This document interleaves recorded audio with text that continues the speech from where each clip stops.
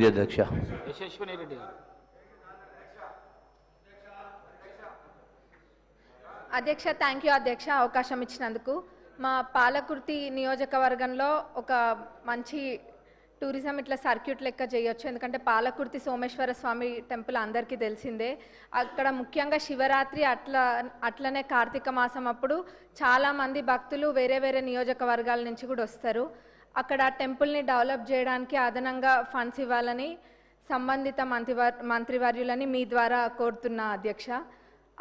ఒక్కటే అధ్యక్ష, ఇంకొకటే నోట్ చేసుకోవడం జరిగింది అధ్యక్ష. డాక్టర్ రాగమయ్య. ధన్యవాదాలు అధ్యక్ష. మా సత్తుపల్లి నియోజకవర్గంలో ఒకటే ఒక డయాలసిస్ సెంటర్ ఉంది అధ్యక్ష. డయాలసిస్ పేషెంట్లు అంటే మనందరికీ తెలుసు అధ్యక్ష, వారానికి 3 సార్లు కంపల్సరీ డయాలసిస్ చేసుకోవాలి, లేకపోతే ప్రాణాపాయం వస్తుంది.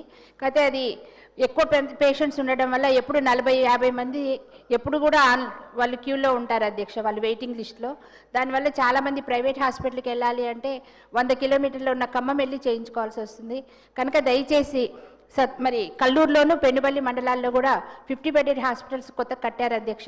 వాటిల్లో డయాలసిస్ సెంటర్స్ ఏర్పాటు చేస్తే పేద పేషెంట్స్ అందరికి కూడా చాలా ఉపయోగకరంగా ఉంటుందని నేను మన మినిస్టర్ గారికి మీ ద్వారా విన్నపం చేసుకుంటున్నాను.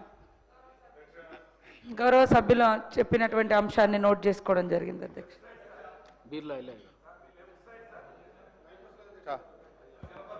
ధన్యవాదాలు అధ్యక్ష. ఈరోజు గ్రామాల